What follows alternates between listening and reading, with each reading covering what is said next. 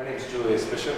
This is an introduction to the Jackson flat top traction device, which is a lightweight, versatile, and real user-friendly device for applying traction on the flat top table for fracture fixation in the acetabulum, the pelvis, as well as the femur. And so here's the device just as it comes out of the box, and you can see how lightweight and compact it is. Basically, it consists of a bracket by which it attaches to the flat top table, and then a rail through which your traction rope can be applied. The rail is able to slide up and down. It's able to lock and unlock just with a twist of the wrist, and it's also able to rotate. And we're just going to review the setup of the device here. So here's the bracket by which the device attaches to the table, and you can see that it's spring-loaded. And there are two nipples which help to secure it onto the table. There is a bolt which actually can be inserted into either side of the bracket, depending on which side of the table you'd like to set it up on. So again, we're going to set it up here on the right side.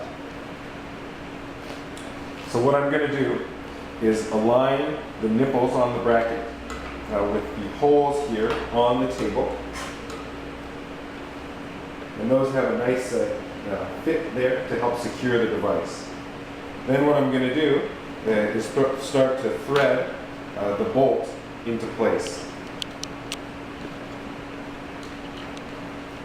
So now we're going to focus in on the rail component, and this is the area through which you can run your rope that you're using to apply traction. And you can see that this pivots freely to allow at least some freedom of motion of the limb while in traction.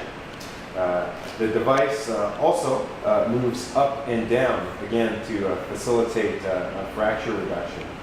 So you can see here, the up and down is currently locked with the red on red dots. So if I want to adjust that, I slide it to the green dot, and now that's unlocked. And that will go up and down in a controlled fashion. You can see if I leave it there, it won't come crashing down. It will just stay there. And then with some force, it will slide on its own.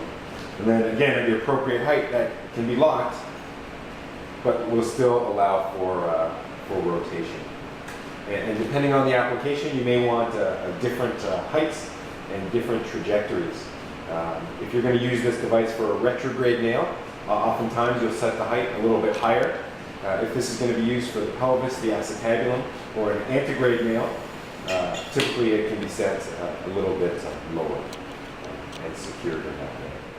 So here's just an example of how you might set up traction. We of course don't have a patient here today, but one end of your rope is attached to the patient, and typically for me that's using a distal femoral traction pin with a traction bow. That can be either sterile or unsterile, depending on your application. Once that one end is attached to the patient, all that you need to do is run the rope through the rails, and then an unscrubbed assistant can adjust the weights as necessary. So that's a nice example of how versatile it is. So in an unsterile application, this is exactly how I would set it up. This also can be draped sterilely into the field. And the way that's done is to cover it over with an impervious stockinette. And then again, that can be a sterile part of your